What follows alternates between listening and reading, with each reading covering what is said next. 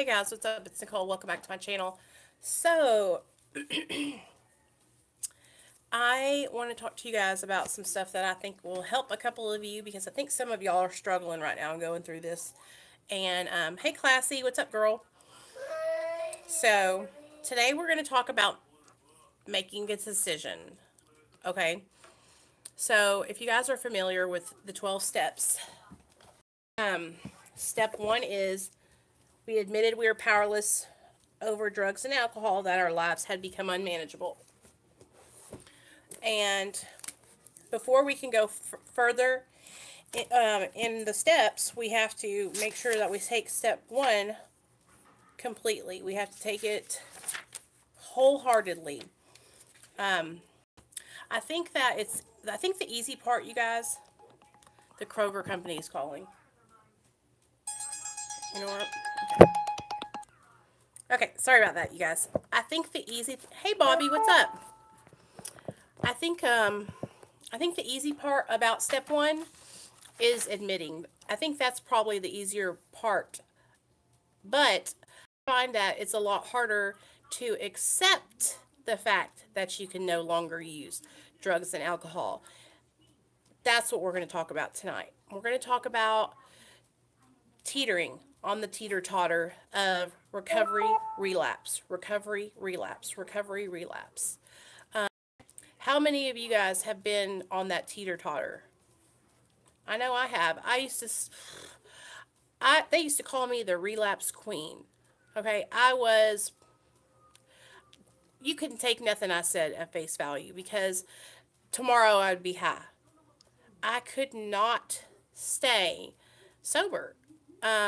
And for the longest time, I thought that I couldn't stay sober because it was something that was wrong with me. I thought, I thought that my addiction was like so much more powerful than all these other people, and how did they ever get sober? Because I just don't understand it, because they must not be dealing with the same kind of problems that I'm dealing with. They must not know what I'm going through. And I would constantly compare myself to other people and their addictions and think, well, they didn't shoot up like I did, or they didn't lose their kids like I did. And that never got me anywhere. That didn't help me at all. What I had to learn was that comparing myself to other people in their active addiction and in their recovery it's detrimental for my recovery. It does not help at all. It's not conducive. Especially whenever, I would go into meetings and I would people sharing, and I would pick out all the things that were so different. I wouldn't focus on the things that we had in common, like we're all trying to get sober. I would focus on how much different I was from everyone else and how I felt like they couldn't understand me. And so I would go in and I would never get very much out of the meeting, Hey Jason, I wouldn't get the support that I thought, or that I was hoping to get. But when I look on that, I think, was I even wanting the support, or was I just going there because I had to go? I feel like this time around it's a lot different, because I want the support, and I'm seeking like-minded people. I'm looking for people who know what it's like and who want to stay sober and who want to change their life. And back then I was still trying to keep my old places and things around me, okay? I didn't really want to be sober. So that's what you have to ask yourself. If you're teeter-tottering on the seesaw, just sit down. You don't have to impress anybody. You don't have to get sober for anyone. It's about you. Do you want to be sober? Do you want to stop doing what you're doing that's causing you grief and chaos and drama and money?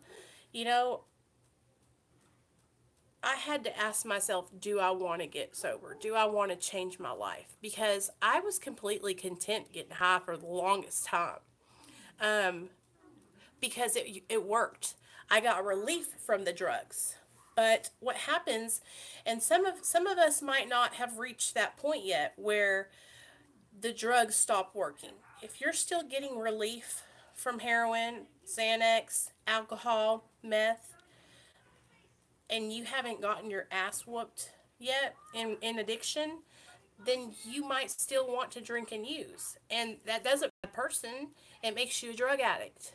I mean, that's how we all were at one point. We all we all did drugs and liked the feelings produced by drugs and alcohol. That's why we did them. That's why we kept on doing them, because we liked the way it made us feel. And it was working for the longest time. It helped take the edge off. It gave me confidence. It made me want to go to work in the mornings. It made me want to clean my house. It made me want to, go out and do stuff with my old man and watch a movie and hang out and laugh. And I felt like, then it, it was giving me what I wanted. But now, the longer I stayed abusing drugs and alcohol, the more it stopped working. But it took time for me to get to a point where I was like, you know what? I don't want to live like this anymore. And that's the thing, you guys. It takes time. It's different for every single person. I know that we all want to help each other and we all want to get sober and help our friends get on the right track. But we have to let let people be where they're at and let them know that we are here waiting for them with open arms when they're ready. Um, I feel like, yeah, it really is. And I feel like what I've learned, it's been a good day. I'm sober and my kids are happy. What more can I ask for? That's right, Shauna. I feel like started helping others. I used to get really, really attached to people, and it really would hurt me when somebody would relapse. I would almost take it personally. Like, oh my God, what I'm doing, I'm not helping them enough. I'm not doing what I need to do. I must not be a good sponsor, or I must not be a good mentor, or I must not be a good accountability partner. And then I started to learn that, it's not about me. I'm doing my part here. I'm doing my part by being of service, always being here. If you need to call me or answer, that's all I can do is be here and do my part. And if someone chooses to pick up, it's not, has nothing to do with me. But I'm telling you, like, when you guys get to a point where you start doing service work and you start helping others, those thoughts come into your mind where you're like, did I not do enough? You know? And you start second guessing yourself.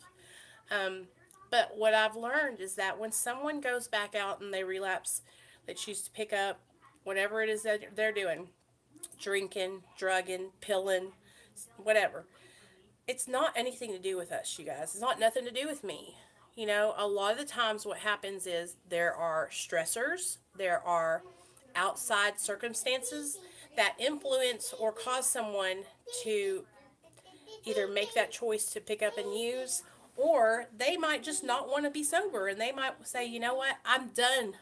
I'm done with the act. I don't want to put on this charade anymore. I want to use, you know. I could blame it on so many things, you guys. I could tell you all the excuses I had for relapse and y'all would laugh, okay? But bottom line is, today, now that I'm sober and I've been sober for a little bit, I know that today I don't have to go out and get high for nothing. I could, me and Neil could break up tomorrow and get a divorce, and I don't have to go out and get high. My mom, bless her soul, could have an accident and die tomorrow, and I don't have to get high. You know what I'm saying? Like, I can make the right choice today because I have been away from drugs and alcohol long enough to know that they don't serve me. Okay? Anything you're doing, if you're adding a substance to it to give you relief or to enhance you in some way, that's a false sense of pride. That's a fake strength. Because once that's gone, we're left with just ourselves. Okay? And then, what do we do when we're left with just ourselves? That's where those coping skills have to come in. And I think what happens, you guys, is like we have to really be ready to start putting coping skills into action. And if you don't know how to cope, then you need to raise your hand and say, I don't have coping skills. Can you guys show me what coping skills are? And then I will help you learn some coping skills. But I'm telling you, it's the simplest things you'd ever think of. When I feel triggered, you guys, I call somebody. when I want to use, I talk about it. I tell on myself. Um, when I'm not feeling comfortable or I'm feeling anxiety, if I'm feeling, some type of way, then I share with somebody else how I'm feeling. Um, if you can't expect to get help or expect to recover if you sit over in the corner with your mouth tied shut. What's this? A closed mouth don't get fed. And that's the thing. Us drug addicts, we don't want to ask for help because we're ashamed, we're embarrassed, or we think we should be able to handle it on our own. And that's just a delusion. You actually have no control. Um, you want to think that you have control, but you have no control.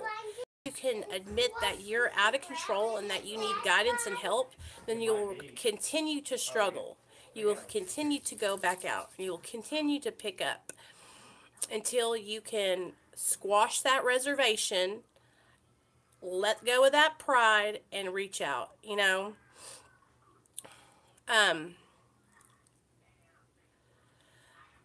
There's nothing to be ashamed of if you struggle. There's nothing to be ashamed of. There's nothing to be ashamed of if you relapse, you guys. But there is something that you need to think about. If you're Jane, like I was, if you're Nicole, who is constantly relapsing and then coming back with my tail in between my legs crying, wasting the counselor's time, going there and getting into the halfway house and getting a bed when I knew good and well I wasn't going to stay sober. I was going to go right back out. That willingness to change wasn't there yet, and I still had every intention in my mind of using. Once things changed and my perception and the way I felt about using shifted, then I started to want to be sober, but I still was having trouble staying sober. But what I did was I said, hey, I need help. And that's the thing, that's not weak at all. The most courageous, brave, wonderful thing you can do for yourself is admitting that you need help and reaching out and getting the help that you need. But when you ask for the help, okay, if somebody's making suggestions to you guys and they're saying, hey, okay, this is my suggestion. I think you need to make it to one meeting a week and I want you to call me every day. And then you have something to say like, well, I can't. You need to stop yourself right there. Well, you can't what? You can get pills. You can get a bottle. You can get a joint. You can get a shot. You need to take suggestions. If you want to get sober, you'll listen to what somebody else tells you to do. If you want to get sober, you will change your life. You will do anything anybody asks you to do. You will grab onto that fucking life preserver like you're drowning in the fucking ocean. Because that's what it's like. When you're in active addiction and it sucks, that's what has to happen though. Here's the deal though, you guys. That's the thing. Some people aren't out in the ocean drowning. And they haven't gotten to that point yet. So that's what I have to remind myself. Some people are just out wading in the water of addiction. They haven't even gotten out to the ocean and started drowning yet. They're just getting started. So what do we do with those people? What do we do with the people who are just waiting around? What do we do to them? How do we help them? You know how we help them? We share our experience, we share the message of hope, and we pray that they will come over and that they will want to join in. But here's the thing. That gift of desperation, that just right ass whooping, they might not have that. They might not ever have a rock bottom. Yeah, they might not hit, okay, Jason had been doing pills for years. Okay, he got to a point where he was just a shut-in in his house, and he was like, it was his rock bottom. And so you have to understand, hey girl, hey Carla, some people have to, some things have to happen for people to wake up, okay? Some of us have to have our kids taken away, okay? Some of us have to lose our jobs. Some of us have to lose our husbands. it's like a wake up call. Um, but if we don't, right, if we don't accept the help that's been given to us, you guys, then we're just going to continue to fall back. And I get discouraged. I really do when I see my people struggling, because I know what it's like, but I just want you to get it. I just want you to get it. I hope you know that. Um, so step 2 is we came to believe that a power greater than ourselves could restore us to sanity. So step 2 is just coming to believe in your higher power. Hey Robbie, happy V-Day. Um, do you believe that your higher power can restore you to sanity? Do you believe that he can take you and make you new? My higher power can. He has. Okay? I wish you know, I'm going to see if I can get some of my friends that I used to get high with that are sober now to come on my channel and tell you guys stories, because I am God, my higher power, whom I call God, has taken me and he has molded me into a whole new person, you guys. I am like a new lady. Okay? And I when I talk about it, it makes me excited. When I talk about it, I want to just get all excited and start crying and just all kinds of stuff, because I think back to the way I used to be. I think back to how low down I was, how scandalous I was, how criminal I was, how thug, gangster, ass, hood rat I was, and what I would do to get just a little old crumb. I am so grateful to be different today. I am so grateful to be a new woman. And that's all because my higher power. And because you know what? I had faith. I had faith that he could help me, and that when I didn't have faith in him, I believed that my sponsor believed that I could change. And I put my faith in her, and she helped me to grow a relationship with my higher power, you guys. And that helped me so much, because I had gotten so far away from him. In my addiction, I had totally forgot about God. I mean, the only time I ever prayed to him when I would get locked up in jail, and then I would have to do a foxhole prayer, and I'd be like, "Please get me out this time. I swear I'll never do it again." How many of y'all know about that? Praying them foxhole prayers. Some people still want to do dope. They just don't want to be sick. And until you stop wanting to do dope, you're going to keep going. Yeah. And you know what? You guys, here's the thing. Like, if you're on heroin and you don't want to be sick, there are other things that you can do to get help. There's maintenance medications that you can get on. And while you're on those maintenance medications, just like me, you can be learning about your disease. You can be doing some step work. You can be doing service work. You can be getting a job. You can be paying your fines. You can be making your whole life new. That's why there's medications like methadone and Suboxone, Vivitrol, Sublocade out there, so you can get on those medications. But while you're on those medications, you have to do the work. You cannot get on the medication and expect to be cured, because the moment you get off that medication, you are going to go relapse. It's just because addiction centers in mind. Okay, yes, it affects the body. It's a twofold disease, mind and body, but it is all up here, you guys. I was talking to my doctor today because I tapered down 2 more milligrams. And I have to tell you guys, I was talking to him and he told me, he said it straight from the doctor's mouth. He said, it is a lot of psychological. It's so much up here. Your mind is going to tell you that you need those extra 2 milligrams. But you know what? You don't.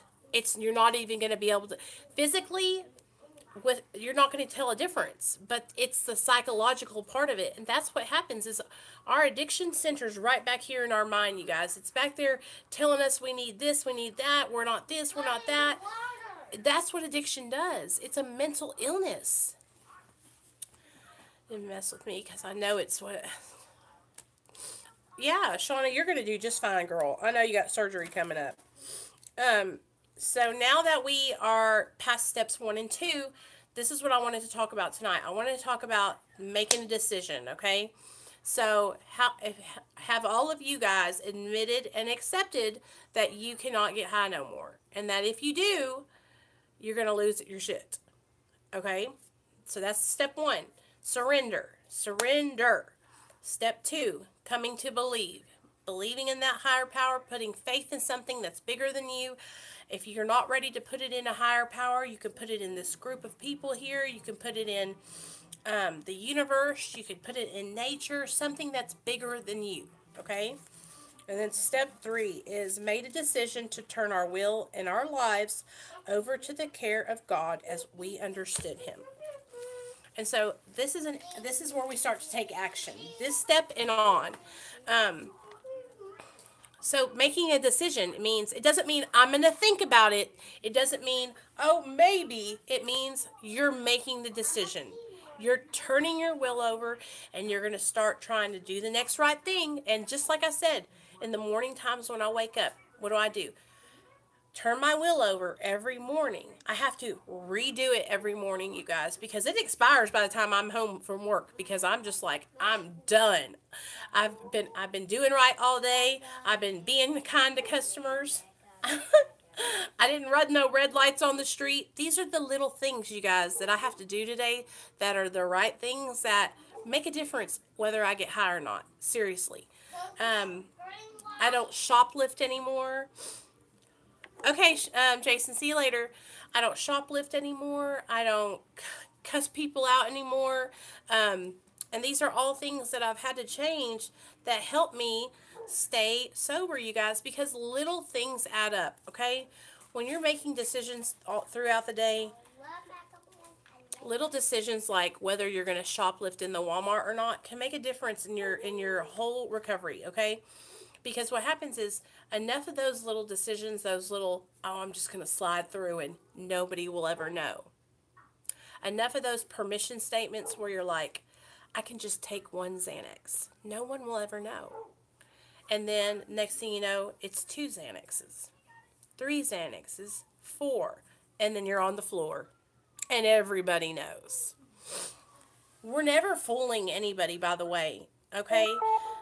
If we think that nobody knows, then if you think that, then you're fooling yourself. Okay? We're always the last to know. We are the ones who think we got everybody fooled. But they're all looking at us going, poor girl, she's got so much potential. What do they say, Nate? They say, she was a good woman. And they just watch us, and it's sad. It's sad, y'all. It's sad. So, basically what step 3 is saying, shit or get off the pot. Make a decision. Decision to turn your will over, and let's do this. Let's make our lives right. Let's do the right thing. And listen, it takes time to change those behaviors, because just by me going to school for the first time has really started to change my whole thinking process. Yeah, Bobby, because you know what? You're making good decisions today by signing up for school. That's a grown-up thing to do. That's going to improve your chances of making money so you can have a better life and you can get out of the hood, right? So you won't have to be in the hood anymore. And you want to move up. You know why? Because you deserve it. Listen, you don't want to live in the hood for the rest of your life. You want better for yourself. And because you want better for yourself, you want better for your kids, you want better for your family. And that's what we have to do, you guys. We want better for ourselves. We got to quit settling for this, like, oh, well, I'm never going to be. No. Stop settling, make a decision, and let's change. Let's do this, okay? Stop playing around. Quit dipping your toe in the lake. It's cold over there, and we don't want to go back, all right? Each time you go back, there's a chance that you won't come back. That's what you got to realize, is that each time you're going back and picking up or relapsing, there's a chance that we'll never see you again. And that's selfish of you. You realize that, right? I'm a mom, and I'm a wife, and I'm a daughter, and I'm a sister, and I'm an aunt, okay? If I go out and relapse and die,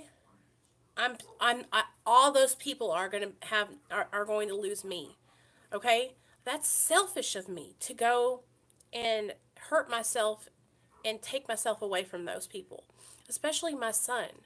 So by me going out and using and taking a chance, that could end my life. And for you moms out there, that's how you got to look at it. You got to look at it like this. if I go out and pick up, I might not be back, and my kids will be momless. Um, and I know that might seem harsh, and you're probably going, well, Nicole, I only take pills. I'm not going to die. You never know. You could take a pill, drive down the road, and get hit by a semi truck. I'm telling you guys, it's risky behavior. And I don't want to practice that high risk shit no more. I don't want to live like that anymore. I want better for my life. And I guess that's like, at first it wasn't because I wanted better for my life. It was because I just had to change because I was losing my son. So at first it was just like, it was an inconvenience to be sober. It was an inconvenience because I couldn't take away the feelings that I was feeling, the shame and the guilt that I was feeling because my son had gotten taken from me. I wasn't able to use to get high so I could do more work and feel better. It was an inconvenience. Being sober was, I don't know, it wasn't like I wanted to be sober. I wanted to still use and have my son, but I knew I couldn't do that, right? So what happened over a little bit of time of going with my sponsor and going to meetings and listening to people talk and listening to people share their experience and listening to people telling me that their lives had changed and that they're happy today, I started thinking like, maybe, just maybe, I can change my life and I can be happy too. Maybe I can be happy and I can be a good mom. And that's the thing, it's like, now I do good things. So I feel good about myself. I'm a good mom. I'm a really good mom, and I know I am. I talked to my son's teacher today because it's parent-teacher conference day. She called me, and we talked 45 minutes, right? And all good things. My son is so smart. He is doing so good in school. Um, and I work with Nate. We do our letters, we do our numbers, we do our name. And the teacher was complimenting me and telling me, it's nice to have people who care about their kid. Because there's so many parents out there that don't work with their children, who don't even know what they're doing in school, and that made me feel good, you guys, because I want my son to succeed, and I want him to be well, and I want him to excel, and I don't want any of the things that I did in my addiction to affect his life, so I'm working really, really hard on being a good person and changing, so that way all the things that I did in the past won't even have any effect on him today, but it's been a lot of hard work doing this. It's been hard to change my behaviors, when Nate was little, I didn't think twice about throwing him in the car and taking him somewhere with me that I wasn't supposed to, and today I would never do that, I would never, ever be under the influence around my son today. I would never want to, because I don't have to change the way I feel today. That's, I guess, what it's about. Like, I don't have to change the way I feel today because I don't feel shitty inside. So, I also have to ask you guys a question. If you're feeling shitty inside, if you've got anxiety or depression and you aren't taking care of it and you're not going to the doctor, you're not going to therapy, then you need to get your ass to therapy and to the doctor because you're not treating your mental illness. And if you're not treating your mental illness, then you're going to try to self-medicate. Okay?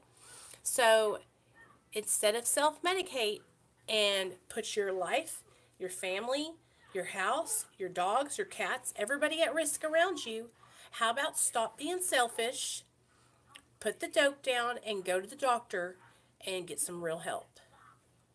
If your child was sick, would you take them? Right. And that's the thing, you guys. We have to stop doing this bad behavior. We have to stop, oh, I can't go to the doctor because I can't afford it. Well, you can afford to buy them pills. Get your butt to the doctor. Get your butt to the doctor. There are sliding scales that they will put you on if you need to go to the doctor and get medication for mental health illnesses. But you cannot leave your you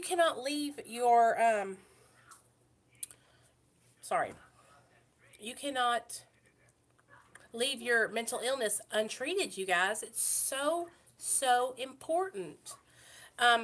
And that's a lot of addicts and alcoholics struggle with depression and anxiety. But that's still, you guys, if you're not having it treated, that's on you.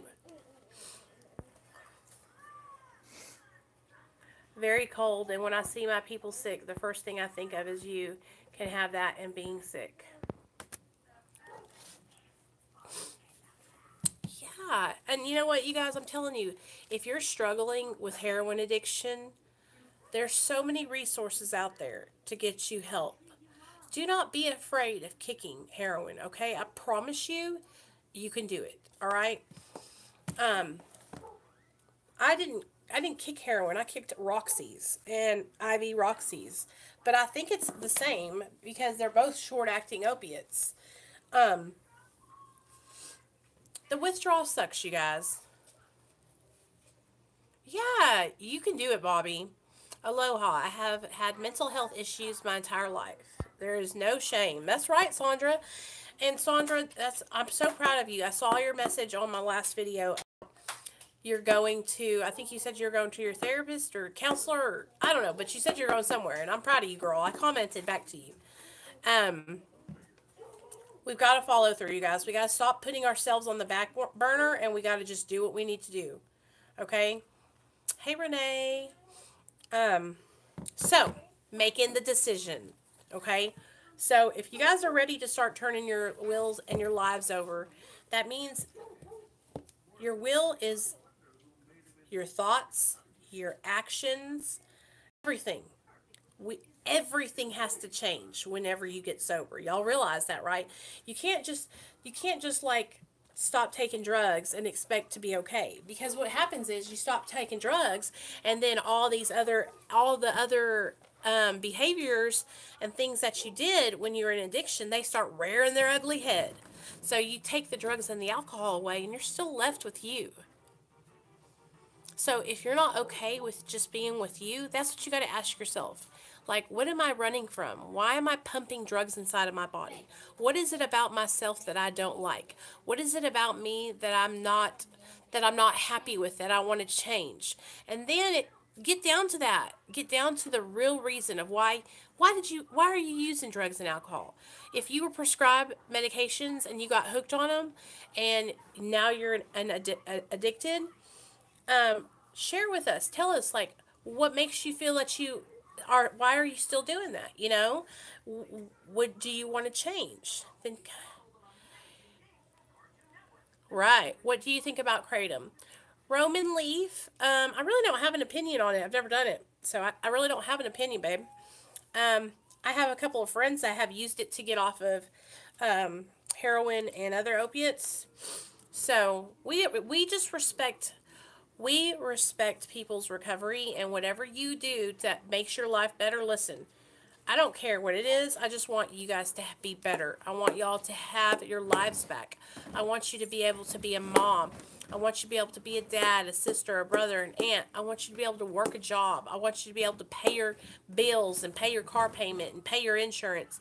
I want you to make good choices. I don't want you to feel crappy inside anymore. I want you to look in the mirror and say, I like the person I see today, and that's what we got to do. We got to get to a point where we look in the mirror and we say, you know what? I might not be perfect, but I'm a lot better than I used to be. That's what I see myself, and I think, wow, she's a work in progress, baby. Hey, Bama. Um, there was a time where I would look in the mirror and I hated looking at myself. I would look in the mirror and I would think, all I would see, you guys, is skeleton. I would see a skeleton person standing in front of me. I would see a meth monster. I felt like just a crackhead is what I felt like. And I felt not good about myself. But I'm telling you, what helps me to build my self-esteem and my self-worth is doing good things, is helping other people, doing a good job at my job. I have to read y'all. My boss just texted me, and I want to read y'all what she said. Okay, so I love my job, just so y'all know. So she says, Nicole, thank you for your hard work and dedication this Valentine's season. You did awesome. I know Melinda feels the same way. Great job with communication, too. We appreciate you. Ah.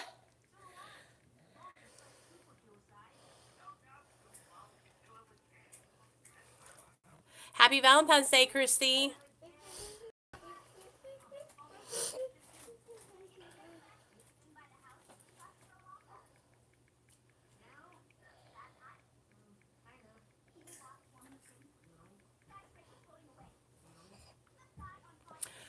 Nicole, this live made me mess up my rice. Well, I made beef and broccoli tonight and rice, and we had a little Chinese meal, me, Neil, and Nate. And Nate ate so good tonight, you guys. He ate the beef, the broccoli, and some rice. So it's been really difficult lately with him. He eat a lot. So I'm glad that he, ate a good meal. So I just want you guys to know, like, I want y'all to do better. I want us all to succeed in our recovery. And, it's not going to be easy. There's going to be days when we feel like crap. There might be times, like I said, where we fall back, okay? But here's the thing. I want you to really ask yourself, if you've relapsed or you are coming back off a relapse, I want you to really ask yourself, like, do I want this? Do I want to be sober? Because you have to want to change. I'm telling you, it's inside of you. And whenever that shift in your perception and the way you feel changes, it'll really help lessen it, because it's really not hard at all. You just got to change your thinking. A lot of our struggles and the way the things that we did in active addiction, they're behaviors that we learned over time. Like, I'm serious, you guys. Like, the people that we hung out with, the places that we went, the drugs that we used, the language that we spoke, the way we talked, the way we carried ourselves. These are all things that we learned over time. We didn't come out of the womb shooting dope. So we have to unlearn those behaviors and relearn good, positive, uplifting things. Like, I never in a million years would think to wake up and think of the things that I was grateful for that day. Never. You know why? Because I always woke up in complete dread. Oh my God, it's another day. It was like it was a constant sense of doom. Like, the world is falling apart and I'm going to go right down in the middle with it.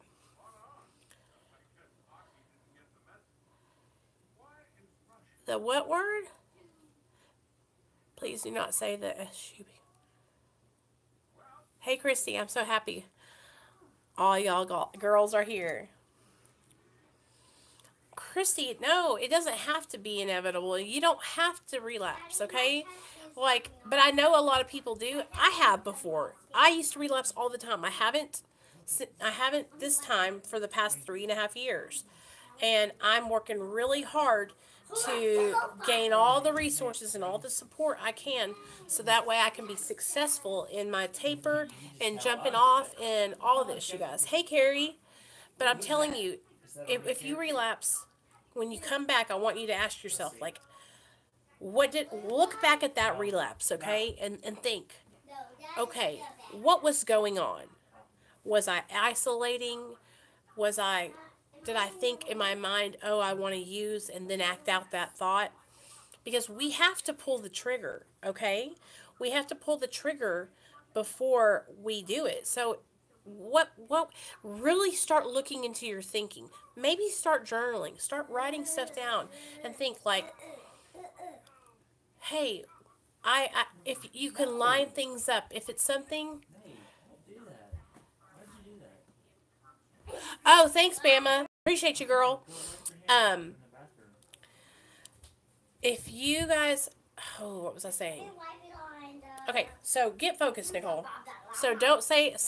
I don't understand why. When did that rule come into play? I thought we could say that. Oh well.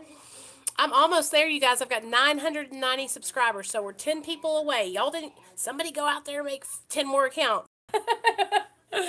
We're almost to 1,000, so thank y'all so much. I really, really appreciate it. There's no shame, you guys, okay? There's no shame in relapsing. I just don't want you to think that you have to relapse, okay?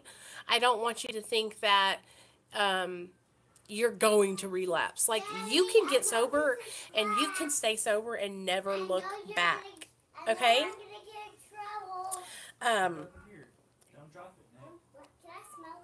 And if you do relapse, get yourself up, knock the dirt off, and get back on track. Hey, Rogue Exploration. Hey, Carrie. I had a series of losses and upsets, and I went into a splendid eating pit because I locked myself in isolation. Oh, I've been there. So, but here's the thing, you guys. Like, the reason I'm so serious about relapsing, and I don't want you guys to relapse, because there's a chance that you could die. And I feel like 7 years ago, it wasn't like that. I mean, there's always a chance that you could overdose and die, okay? There's always a chance. But back before heroin and fentanyl and carfentanil and all these new designer drugs came out, I don't feel like there was as high a risk as there is now. So now when I'm talking to you guys, like if you relapse, I want you to come back and I want you to hit the ground running. I want you to look at yourself and go, okay, I relapsed because, and I want you to think about why. I was hanging out with the old people, places, and things. I was going to my friend's house where they used. Maybe you were stressed out and you lost your job and you got depressed and you didn't tell anybody. Or maybe you got into a fight with your old man and you were like, fuck it. You just got the fuckets. And so you went out and picked up. That's what you got to do. Look back at your relapse and analyze it and realize, okay, this is what happened. And I'm not going to do that again. I could tell you guys every time I relapsed in the past, it was because I was going around people that were using. Every time, basically. Or, no, it was always because I was around other people. Always. I was always putting myself in places where I had no business being. And if I would just sat my butt still, I probably wouldn't have ever relapsed because I would have been okay. But I would go around people because I wanted to be the center of attention. I wanted to be right in the middle of it. And I'm telling you guys, so many times I would relapse because I would go around people who weren't wanting to be sober. And I wanted to be sober, but I wanted to hang out with those people. You know what I'm saying? But really, did I want to be sober? You know, it's like sometimes there's like that little bit of want to, but then you still go around the people because you're like, maybe. And then the next thing you know, you're doing it too. It's just too much of a risk, you know, and that's how I look at things now. I evaluate things like, is it high risk? Is it a high risk situation? Do I need to go there? Could this cause me hurt or harm, or my family hurt or harm? Am I putting my son at risk? Am I putting my husband at risk? You know, those are the things that go through my mind now. I drive around Little Rock all day. Today I hit all sides of Little Rock because I had to go to all my stores today. And I go through some neighborhoods where I used to get down. And, you know, I guess if today I don't want to go do that. Like, I do not want to go out and get high. And I guess I'm trying to put myself in a position of what if I was having a bad day. But here's the deal, guys. There's days where I feel like, what was it, Tuesday or Wednesday? I woke up and my gut was just burning. And back in the day, if I felt like that, I would have been searching for something to use. I haven't drank in a week, but gonna have a few tomorrow night. I just need to slow down a bit. Emotions is so if your emotions, anger, hurt, resentment, anger and resentment are the number one offenders of relapse, especially whenever we are harboring resentments because of something that happened. Maybe, Mommy, yeah. Can you come with me Thanks, Hop. to do my bath? Yeah, hold on. I'm almost done. 10 more minutes. So I won't get a fungus. A fungus? Yeah. Okay, come on. Stop. Don't step on my ankle, baby. It hurts. So you got to think about it, okay, Carrie? So you know that your emotions are out of control, okay? So now we got to check those emotions, you know? What is making you angry? Who are you resentful at? Is it someone in your family? Is it something that you can you work through it? Can you get on the other side of that resentment and let go of it? Because I'm telling you, that will take you back out every time, because what happens is it flares back up. And then what are you going to do whenever it comes back up again, you know? These are just things that we have to learn, you guys. I used to I used to get high over resentments all the time. Let me tell you, I don't know if I've really talked about this boyfriend or not, but my first real boyfriend, his name was Robert. And we were together for about 6 years, right? Well, he broke up with me because I was a cheating fool. But I hated him after that. I hated him because I felt like he was always telling me how I would be so much more beautiful if I would lose weight, right? Mommy, And so I always thought about that. go pee-pee. Okay. I always thought about that, and I took that with me through the rest of my life into relationships with other men. And if you can get down to, I'm serious, if you can get down to these things, and I know it's like you're probably going, what? Nah. It's that serious. Like, get down to it. Look at your emotions. Dissect your emotions. Why am I feeling this way? What is causing this? Always, I'm going to tell you this right now. 9 times out of 10, it's fear. 9 times out of 10. Okay. Well, you know what I mean, though. In the past, but even if you can think back to that, in the past, 9 times out of 10, it's fear of being abandoned, being hurt, fear of the unknown. I'm telling you, every time I'll think that an emotion I'm having is anger or something like that, and then behind it is fear. Do you know what I mean? Shauna, so am I.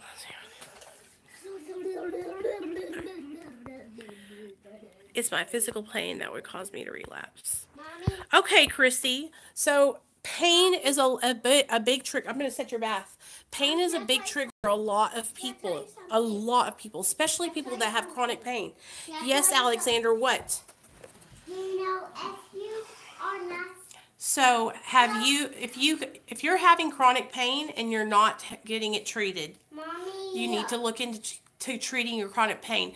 And if you can't treat it with a medication, which probably not because you're probably on, a medication for opiate disorder, then you need to try chiropractor, try stretching, try saunas or a hot tub. And probably you're doing bad stuff that Right. you're not supposed to do. Yeah, and you don't need to be doing. Tell them, Nate. You tell them, I'm gonna set your bath. Okay. Hold on, guys. Nate, let's talk. I'm shy. I'm so shy. No, you're not. Go ahead. Why? What makes me do this? Talk to the subscribers. Hold on. I'm gonna get crazy at first. Tell them about the bad stuff. Tell them about not doing bad stuff. Say. Wait, hold on. Let me say, don't do bad stuff because if you do bad stuff, don't do bad stuff because that's bad thing for you. And if you do, I don't want to say this. If you do drugs. If you do drugs, what? What will happen? You will die. That's true. And we don't want anyone to die, do we? Yep. Very good. Because mommy kisses you. Yep. Let me get close to the phone now. Well, they can't see you when they're that close, Alexander. Okay. What are they saying? Well, let's see. They said, haven't been doing much exploring. Oh, I don't know. He's talking to Crystal. Awesome. You pee-peed is what Shauna said. What? And Christy says, thanks, Nate. For what? For telling her to not do drugs and that you don't want her to die. That was nice. Tell them, say, it takes hard work. It takes hard work to do responsibility. To stay sober. Wait, hold on. I'm going to tell something from Spider-Man. It says, can I tell you what Spider-Man says sometimes on my walkie-talkies when they're lost already? Yes. He said, with great responsibility comes with great power. With great responsibility comes great power. Very good. And we have to stay responsible, and we have to do the next right thing, so that way we can stay sober. Who is that? That is Bama. Oh, okay. And that's Shauna. Oh, Shauna again. And That is Christy. And then is it gonna be you? Oh, and that is Julie says, I love you. Oh, he said you or and me? Rogue Exploration says, cute kid. Say, gracias. Gracias. All right, get in the tub. Wait, hold on. Say goodbye. I don't want to say it. So, guys. So, this time I'm going to say something silly. Okay. Poo-poo! Poo-poo. We love poo-poo. Yeah, I love to eat it. Hold on. Let me get so close. Yeah, he's 4. No, I'm not. You're 4.5. Actually, I'm 169. He's getting the bath, boy. He's showing out now. You're gonna fall. Go get dressed. Hey, look out. Hey. Oh man, guys. Okay, get in the bath, Nate. So. Oh wow, 24. That's awesome. So anyway, I just wanted to talk to you guys about making a decision to stay sober, and you know, you're choosing life. We're all doing it together. If you're struggling, I'm always here for you guys. That's what I want y'all to no judgment here. Whatever you got to do it. And just know that I'm here supporting you, and I'm always going to be here to cheer y'all on. And if you ever need someone to talk to, or just need to run some stuff by or get it off your chest, you can always get a hold of me. You can always message me on Twitter or Instagram or email me. The thing about it is, you guys, I'm always going to keep it real, okay? I'm always going to tell you guys, like, the best information I know that I believe to work for staying sober, okay? And that's all I'm trying to do, is share it with you guys. I'm not ever going to blow smoke up your ass or tell you something that's not.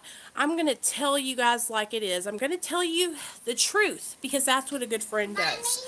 A good friend is going to tell you, hey, this relapse and shit, you could die. I don't want you to die. Let's get it together. You know what I mean? I know on social media it can. Yes.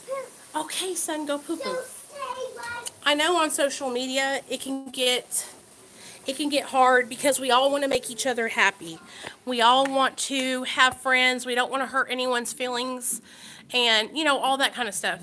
But here's the deal, you guys. I would rather someone hurt my feelings and tell me that they're concerned for my well-being and that they don't want me to die because they see me struggling in my recovery, than to just fucking kiss my ass. Okay? I don't need that. I need people in my life who care about my sobriety and care about helping me keep my sobriety and help me stay sober. You feel me? And that's the way I try to be for others. Guys, I used to struggle so hard with recovery. I used to go back and forth, back and forth, back and forth. I didn't know how to stay sober. I didn't know what to do, but I had to ask for help and get guidance, and somebody is helping me and showing me what to do. I'm coming. That's what we have to do. We have to be willing to let someone show us, okay?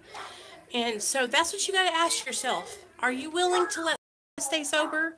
And if you are, then do it.